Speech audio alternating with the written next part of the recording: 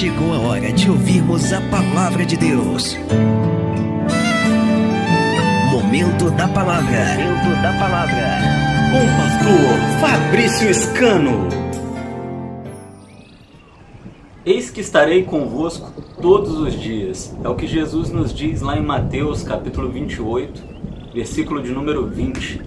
Deixa eu te fazer uma pergunta nessa manhã. Você já ouviu falar de Stan Lee? Talvez sim, talvez não. Mas se você não sabe quem é, Stan Lee se tratava de um diretor, escritor, criador de histórias como Homem-Aranha, Quarteto Fantástico, Homem de Ferro, Hulk e muitos outros.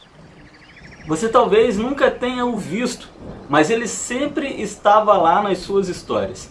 Ele apareceu em cerca de 36 filmes, em cerca de 36 das suas criações. E as suas aparições normalmente nunca demoravam mais de 3 segundos. Então você praticamente nunca notava que ele estava lá. Mas ele estava.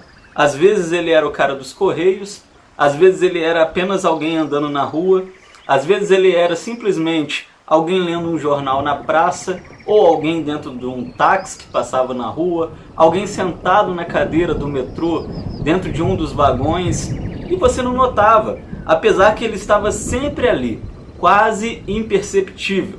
Você, ao ver esses filmes, esses desenhos, essas histórias, estava sempre com a sua atenção totalmente voltada para as histórias em si, e não conseguia perceber que o criador dessa história, o homem mais importante por trás de tudo aquilo que você estava assistindo, estava bem ali, bem na sua frente, participando e interagindo diretamente com a história, observando tudo o que estava acontecendo.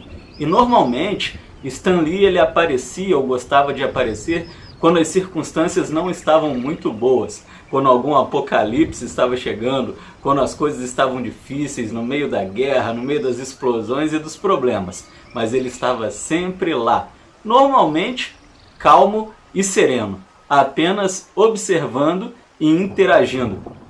Existe uma teoria que diz que Stan Lee ele representava Deus, ele representava o próprio Criador, o Senhor de tudo, aquele que cria todas as histórias e que por mais que você não perceba, ele está sempre nelas, interagindo com aqueles que pensam ser os personagens principais.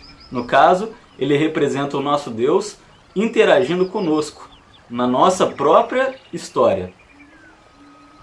E é por isso que Jesus Cristo ele nos diz, aqui no finalzinho de Mateus, no capítulo 28, estarei convosco todos os dias até a consumação dos séculos. Ainda que as circunstâncias não estejam boas e você não consiga perceber, mas o nosso Criador está sempre lá, está sempre conosco, nada passa despercebido aos seus olhos e Ele está interagindo conosco.